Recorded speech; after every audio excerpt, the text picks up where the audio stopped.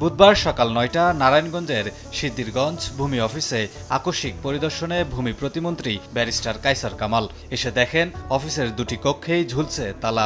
প্রায় আধা ঘন্টা বসেছিলেন বারান্দায়। অফকোর্স ইট ইজ আনফরচুনেট, এটা অনাকাঙ্ক্ষিত, অগ্রহণযোগ্য। ৯টা ২৫ মিনিটে আসেন অফিস সহকারী ফাতেমা জান্নাতি। প্রতিমন্ত্রীকে অপেক্ষায় দেখে হতচকিত তিনি। তড়িঘড়ি করে খুললেন অফিস কক্ষ। পরে একে একে উপস্থিত হন সহকারী কর্মকর্তা ও উপসহকারী কর্মকর্তা। প্রতিমন্ত্রীকে পেয়ে নানা সমস্যার কথা তুলে ধরেন সেবা প্রার্থীরা। জানান টাকা ছাড়া মেলে না কোনো সেবা। আসছি 3:30টার সময় উপস্থিত তাদের 50টা বন্ধু আছে, সেক্ষেত্রে আমাদের তো অলরেডি জমা হয়ে যাওয়ার কথা। এখন এখানে বলছে ওই যে আপু আসছে বলছে আজকে হবে না। এরপর গেলাম, আমি আসে দেখেন তাহলে ইয়েটা কী করলো, সাতাশে এটা সাতাশে ছিঁড়ে ফেললো। ওই সিলিন্ডার তো না তাহলে নামঞ্জুর করে দেয়। আমার বাহার সম্পত্তি আবার আমার 200 টাকা দিচ্ছে না, সেইটাও নামঞ্জুর করে দেয়। কে আমার 200 টাকা কেম পানা না বেশি টাকা চাই আছে এদিকে আমরা আগে আমি তো বুঝিনি, আগে চলে টাকা দিতে পারিনি। সমস্ত কাগজপত্র একুরেট থাকা সত্ত্বেও লক্ষ লক্ষ টাকা ছাড়াই করে না। আমার একটা বাড়ির ছোট একটা বাড়ির একটা কাজ 2.5 লক্ষ টাকা দাবি করছে, এরপরে এই কাজ আমি 20,000 টাকা করাইছি। এখন আমাকে স্যার গতকাল ইউনুস স্যার এক্সিলেন্সের একটা নির্দেশ ছিল যে এখানে একটা রিফিউজি কলোনি আছে স্যার, একটা হিন্দু পরিবার নাকি উচ্ছেদ করে দিছে। তাহলে রাতে 10টা পর্যন্ত আমি ওখানে কাজ করছি এবং সকালে ওইটা দেখে আসলাম। আমি দেখে আসলাম। এলাকার লোকজন কি বলছে? আপনি অফিসে ঢুকেন, আমাদের ইন্সপেকশন করবো আমি। আপনার এখন 10:15 বাজে আপনি ঢুকেছেন অফিসে। স্যার স্যার স্যার 9টা অফিসে আসার কথা, 10:15 বাজে। আমি ওইটা দেখে আসছিলাম স্যার। নাকি আবার জাস্টিফাই করার চেষ্টা করছেন ওনার বিলম্বটা?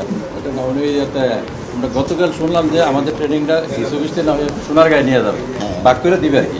এটা কনফিউশন, এটা কনফার্ম না, চিঠিটা আছে না, চিঠি তো থাকবে ট্রেনিং হলে। চিঠিটা আমরা আজকে পাবো শুনছি।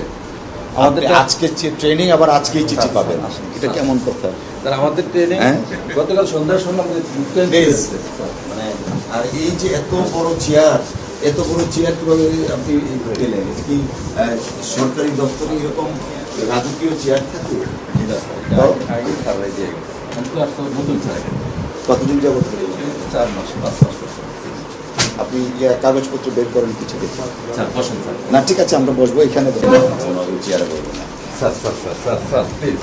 না না না, ওই এত দামি চেয়ারে আমি বসতে পারি না। এটা আমরা আগে স্যার ঠিক আছে, আপনি আমাদের স্কেজুল অনুসারে কি কি থাকা দরকার সেই কাগজপত্রগুলো বের করতে পারেন।